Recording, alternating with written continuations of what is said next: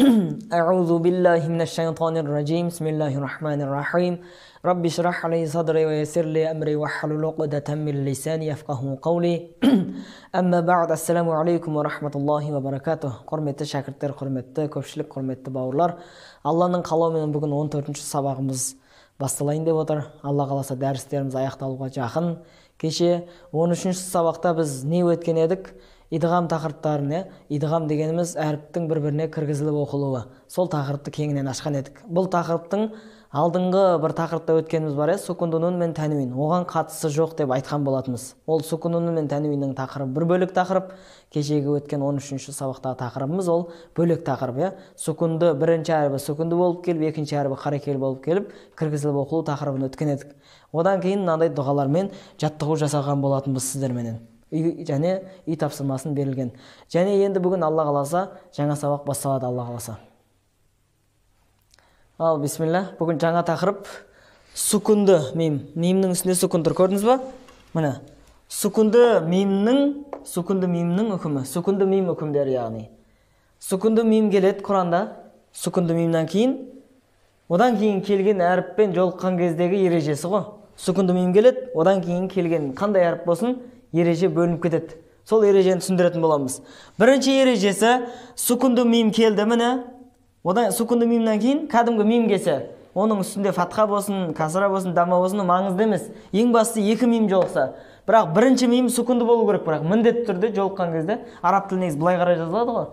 Сукунду мим бірінші келіп, одан кейін мим келетін болса, ережесі осы бірінші топқа жатады. Оның ережесі кәдімгі идғам сияқты оқылады. Ләкумма, идғам сияқты оқылады. Негізінде ана алдыңғы бір тақырыпта өткен едік, негізі ол жерде сукунду нунның өтуі еді. Бұл жерде мим мен мимнің жолығып бір-біріне кіріп кетуі да. Ләкумма. Біз кешегі бір тақырыпта өткен едік, мимнің ішінде жасырын сукун бар деп. Ол жасырын сукуны бар мимді Құранда ашып жазбайды. Ал мынаны ашып жазады. Неге ашып жазады? Бұл жерде ашпаса болмайды, өйткені ләкум бөлек сөз, мим мә бөлек сөз болып тұр да бұл жерде. Сукунду мимді былай айтқанда екі мимнен ашпаса болмайды. Егер мына жерде екі мимді біріктіріп жіберетін болса, екі сөз екендігі білінбей қалады. Түсінесіз ба? Ал алдында мим мә деген ол бір сөз да ол. Ол бір сөз болғаннан кейін оны біріктіре алады оны.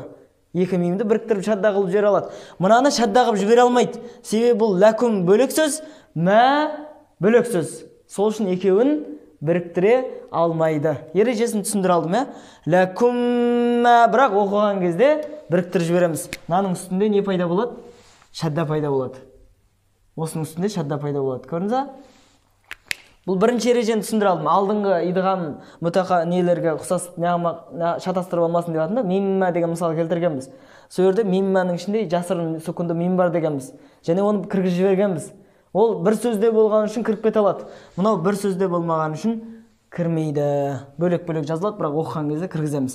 Екінші категория. Сукунду мим келеді, одан кейін бә келеді. Ол бәнің үстінде фатха, касра, дамма болуы мүмкін. Бірақ бә келу керек. Сосын екеуінің жолығуымен ереже өзгереді. Қалай өзгереді? Міне, сукунду мим келді. Мына жерде де сукунду мим келген еді. Міне бә келді. Сукунду мим ұсталады бұл жерде. Бұға кіріп кетпейді. Раббахум бихим. Раббахум бихим. Мұны ұстап тұр білдіртесіз. Раббахум бихим. Бірақ бөлінбейді. Раббахум бихим деп айтылмайды. Раббахум бихим. Осындай жер кездессе Құранда сукунду мим, одан кейін бә келетін болса, мұны ұзақ ұстау керек. Шарт. Ол тәжвид ережесінде шарт. Бұны ұстамасаңыз қате болады. Түсіндіре алдым, Бұл екеуінің бөлек. Мим мен мимнің үкімі бөлек, мим мен бәнің үкімі тағы бір бөлек, ұқсас емес бір-біріне. Одан үшінші категория сукунду мим келеді. Одан кейін сукунду миммен кәдімгі мә мен басқа да. Мим мен бәдан басқа әріптер деген сөз, ол жерде қанша әріп болады? 26 әріп яғни. Мимді қоспайсыз бұл тақырыпқа, және бәні қоспайсыз. Сол мим мен бәдан басқа әріптер 26 әріп барлығы кездессе, сукунду мимнен кейін, сол 26 әріптің біреуі келетін болса, мысалға, хум фихи, мысалы, нерде? Ф келді. Сол 26 әріптің бірі нау.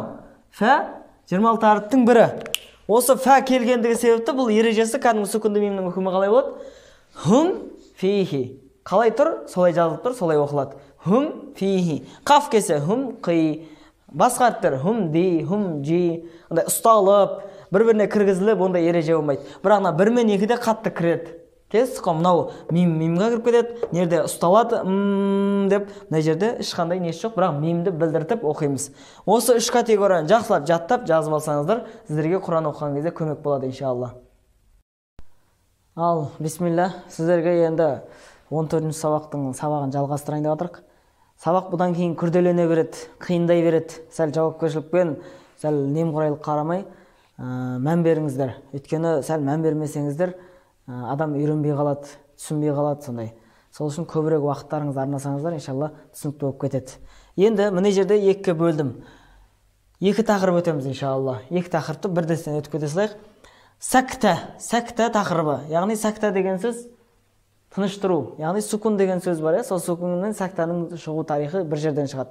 Сәкта деген тыныштыру деген сөз. Яғни осы сәкта деген нәрсе Құранда 4 жерде келеді. Сәкта деген нәрсе Құранда 4 сүреде келеді.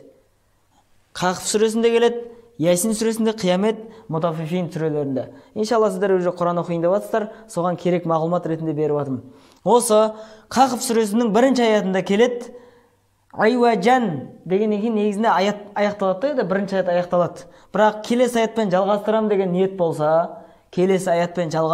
ниет болса, ол жерде сәктамен оқисыз. Яғни былай оқисыз. Айуажан қаййима.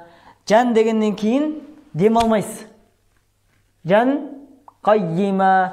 Мына жерде жанды айтқаннан кейін қаның арасына демалып қойсаңыз, ол қате болып саналады. Бұл Құранның мұғжизасы. Көрдіңіз бе? Құранның осы жерде мұғжиза, ерекше екендігі осы жерде білінеді. Егер бұл жерде жоқ, мен келесі аятқа өтпеймін десеңіз, айуажа деп сөйлемді аяқтайсыз да, келесі сөзді қаййима деп бастай бересіз. Бұл жерде келесі сөзді жалғастыратын кезде ғана сәкта болады бұл жер.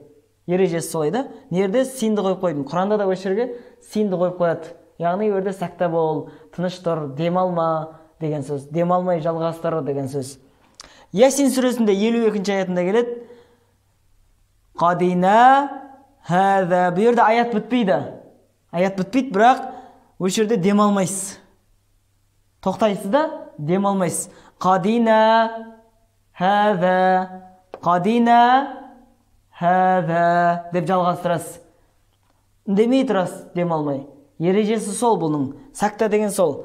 Одан Қиямет сүресінің 27-ші аятында келеді. Уақила мән дегеннен кейін негізі рыға идғам болу керек, дұрыс па? Идғам болмайды бұл жер. Неге? Сәкта деген ереже идғамның ережесін алып тастайды. Бұл Құранда осы бір жер кірмейді, осы идғам. Именно осы раға, сукунунun раға кірмейді. Негізінде ереже бойынша сукунунun раға кіру керек. Бірақ именно осы сәкта болған үшін, осы жерде Құранның мұғжизасы мағына шығу үшін сәкта болған жерде раға кірмейді да. Мән рақин. Мән рақин деп оқиды. Мән деп тыныш тұрасыз, демалмай, рақин деп жалғастырасыз аятты. Сондай ерекшелік бар. Бір жерде де аят бітпейді. Бір сөйлем, барлығы бір сөйлем. Мына жерде ғана бір ерекшелік, қақыф аят бітіп қалады да. Сол бір қақыфты жақсылап түсініп алсаңыздар иншалла. Мыналардың бәрі аяттың бір несінде, сөйлемде, мынаның бәрі бір сөйлемде. Мутаффифин сүресінің 14-ші аятында келеді. Кәллә бәл, негізінде рыға кіру керек еді, біздің ережемізде бар еді. Яғни махраждары ұқсас болғандығы себепті бір-біріне кіріп кету керек еді. Бірақ сәкта болғандығы себепті бұл жер ереже тыс болады да. Құранда бірақ жерде осы ләм рыға кірмейді. Кәллә бәл рана. Бәл рана. Бәл дегеннен кейін демалмай тыныш тұрасыз да. Рана. Кәллә бәл рана. Көрдіңіз бе? Сәкта деген сол, синді қойып қояды. Тыныш тұру керек, демалмай тұру керек деген мағына. Осы Құранда 4-ақ жерде келеді, басқа жерде келмейді. Осының 4-еуін жақсылап жаттап алсаңыз, иншалла, үйреніп кетесіздер. Енді екінші тақырыбымыз біздің тілеуат сәждесі. Бұл тілеуат сәждесін сіздерге мағлұмат ретінде айтып жатырмын. Иншалла сіздер уже Құран оқып, ежелеп оқисыздар, уже көптеген хатымдар жасайсыздар. Сол кезде тілеуат сәждесіне кездескен кезде осы бір ережелер сақтау керек. Қандай? Тілеуат сәждесі оқылған кезде оқылған мұсылман адам сәжде жасау уәжіп болады ол адамға. Сәжде жасау, яғни жерге маңдайын қойып, бір рет сәжде жасау уәжіп болады. Енді Құранда қанша сәжде аяты бар? 14 сүреде келеді екен. Енді бұның ережелері бар. Мысалға, бір жерде 30-да, бірақ 14, мысалы, немесе 1, 2, 3, 4 сәжде аятын оқыдыңыз, немесе 5 сәжде аятын оқыдыңыз, 5-еуіне 5 сәжде жасайсыз. 5-еуіне 1 сәжде жасамайсыз.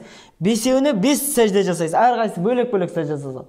Ал мынандай нәрсе бар. Ағраф сүресінде 1 сәжде аяты бар ғой. Соны сіз бір жерде отырып 1000 рет оқыңыз, 10.000 рет оқыңыз, 1 сәжде жасайсыз. Көрдіңіз бе? Ережесі сол да. Әрқайсысына жеке-жеке сәжде жасалу керек негізінде. Бірақ әрқайсысы бір жерде оқылса да, әрқайсысына бөлек-бөлек сәжде жасалады, ережелері да. Ал Ағраф сүресінде немесе Рағат сүресінде мысалы 15 аяты сәжде аяты ғой, сол сәжде аятын бір жерде отырып 1000 рет, 10.000 рет қанша рет оқысаңыз да бір сәжде жасайсыз. Бірақ тағы бір ереже бар. Осы Ағраф сүресінде 206 аятын сәжде аятын дәл осы жерде бір мекенде, бір бөлменің ішінде оқыдыңыз да, келесі бөлмеге барып тағы да сол Ағраф сүресін тағы да оқыдыңыз, бөлме ауысқандықтан сәжде көбейе береді. Сол үшін бір жерде оқу керек сәжде аятын. Шарттары, сондай шарттар бар. Сәжде жасау уәжіп болады, бұны жасамау күнә болады. Бұл мұсылман баласына өте міндеттелген нәрсе. Неге? Бұл дінді ауырлату емес. Бұл Құранның ерекше мұғжиза екендігін білдіретін ілім, иә? Енді бұл Ағраф сүресінде, мысалына 7-ші сүре, 13-ші сүре, 16-ші сүре, оның аяттары, мынау 2-ші саптағы аяттары.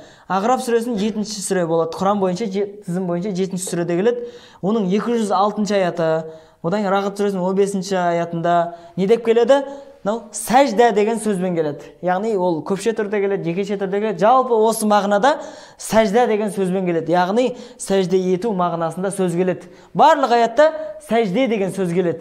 Яғни сәжде ет деген сілтеме келеді. Осы сәжде ет. Құранның ішінде ашсаңыздар, қазір Құранды сондай Аллаға шүкір жіктеп берген сәжде аяттарының тұсына белгі қойып қояды. Сәжде аяты екендігін білдіретін бір белгі қойып қояды. Ең басты берді сіздер осы сүренің қай сүре екендігі және қай аят екендігін жаттап алу керексіздер. Және осыларды оқып, кездестіріп оқып қалған кезде сәжде жасауды ұмытпасаңыздар, иншалла жақсы болады. Алла тағала ілімдеріңізді арттырсын, иншалла. Ал, бисмилля, бауырлар. Біз 14-ші сабағымызда аяқтап қалдық, Алланың қалауымен. Бұдан кейін бір сабағымыз қалды. Сабақ күрделене береді. Енді Құранды ашып оқу керек. Осы уақытқа дейін өткен мағлұматтың барлығын іске асырып, практически соны Құранда іске асыру керек, оқу керек көптеп. Ішінде кеп түсінбей қалған жерлер болған болса, ұстазға шығып маған сұрау керек. Сол бойынша жұмыс жасау керек. Енді Құранды ашып оқымайынша болмайды. Күніне жоқ дегенде 2 бет, 3 бет оқитын дәрежеге жету керек. Алла қаласа, бір 10 күннің ішінде күніне 5 бет оқитын дәрежеге жету керек негізінде. Шарт бойынша осы ілімдерді алған адам күніне 5 бет оқитыннан дәрежеге жету керек. Одан кейін 20 күннің ішінде күніне 10 бет оқитын дәрежеге жету керек. Бір айдың ішінде 30 күн ішінде осы ілімді алғаннан кейін күніне 20 бет оқитын дәрежеге жету керек. Егер оған жетпесе, онда ештеңе алмады деген сөз. Иншалла, онда мына алдымызда тұрған дұғамен жаттығу жасайық, иншалла Құранға көмек болсын. Ал, бисмилля, жаттығу жасайық құнт дұғасымен. Аллахумма инна настаинука. Айнның кәсірасы біліну керек. Настаинука ва настагфирука ва настахдик. Әріптердің әрқайсысына ақысын беру керек. Уәну деп әлифке сүкін қоямыз. Уәну мину бика ва натубу илейка ва натаваккалу алейк. Біз алдыңғы сабақта айтқанбыз, сөйлем аяқталса, соңғы әріпке сүкін қойылады. Сөйтіп кафке сүкін қойдық. Соның алдында я немесе вау келсе, созылады, алейк. Біз өткенбіз мәдлин әрібінде, тақырыбында өткенбіз тәжвид бойынша. Яй әрпі берді созылады. Алейк. Вәнуфни. Сақауды білдіру керек. Вәнуфни алейкәл. Аттап кетеді. Алейкәл хайра. Күлләху нашкурука вәлә накфурук. Білдіру керек. Вәнәхләу вәнәтруку мән яфджурук. من يفجرك اللهم إياك نعبد ولك نصلي созылып тоқталады. نصلي ونسجد وإليك نسعى ونحفد نرجو رحمتك ونخشى عذابك ونخشى عذابك إن عذابك بالكفار ملحق حق Нерде инна деген кезде нунды ұстаймыз, бірақ созбаймыз. Инна деп көбісі созып жібереді. Созылмау керек. Инна азабака бил куффари мулхиқ. Харбы анық шығу керек. Әмәнту калимасымен иманның шарттары ғой, қазақшасы, соны арабшасымен не жасап көрейік. Әмәнту بالله وملائكته وكتبه ورسله واليوم الآخر وبالقدر خيره وشره harflerini sozamız. Minallahi ta'ala sozulup toxtalat. Vel ba'su ba'dal mauti haqqı. Söylem аяқталған кезде шаддамен аяқталып қалса әріп шаддасын білдіртіп тоқтаймыз. Сүкінмен, ал шаддасыз аяқталса сүкінмен тоқтаймыз. Ал шаддамен аяқталса шаддасын білдіртіп тоқтаймыз. Кез келген әріпті haqqı. Әсіресе қалқалы әріптер қатты білінеді. Қалқалы әріптер қатты білінеді. Енді ары қарай. Ашхаду Alla ilaha illallahu wa ashhadu anna Muhammadan abduhu wa rasuluhu. Осы жаттығулар сізге көмек болсын, Құранға ашып оқисыз, сол кезде осыларға қарап, қай жерлерді қалай шығару керек, қай әріптер қалай шығу керек, сақауды сақау, жуанды жуан қылып айту керек екендігін ереже бойынша Құранды жолдатып оқу керексіздер, иншалла. Ал құрметті шәкірттер, осы 14-ші сабақта күрделі тақырыптарды аштық. Түсінбеген жерлеріңіз болса, ұстазға шығыңыздар. Енді үй тапсырма, Алла қаласа, үй тапсырма. Біріншісі, сүкінді мимнің үкімдерін толық жаттау керек. Және соны Құраннан ашып кездестіру керек. Сол Құраннан сүкінді мимнің үкіміне қатысты 20 сөзді іздеп табу керек. 20 сөзді іздеп тауып дәптерге жазу керек соны. 20 сөз сүкінді мимге қатысты. Бірінші түріне 5-еу, екінші түріне 5-еу, үшінші түріне 5-еу жазсаңыздар болады. 15 сөз жазсаңыздар болады. 20 емес, 15 жазсаңыздар болады. Екінші, бұл не үшін мен көп тапсырмалар беріп жатырмын? Сіздерге көп көмегі болады бұл. Өте көп көмегі болады. Құранды ашқан кезде қиналмай оқитын дәрежеге жетесіздер.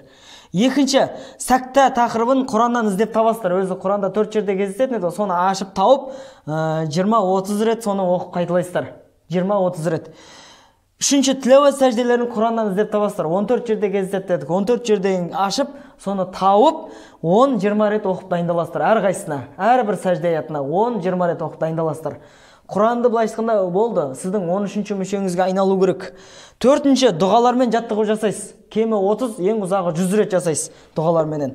Бесінші, Құраннан 3 бет оқисыз. Кешегі дәрісте біз 1 бет оқытқанбыз. Енді 3 бет оқисыз, Алла қаласа. Тапсырма. Егер бұны орындамаған адам Құраннан әлсіз болады. Құраннан әлсіз болады. Жақсы, ассаламу алейкум ва рахматуллахи ва баракату.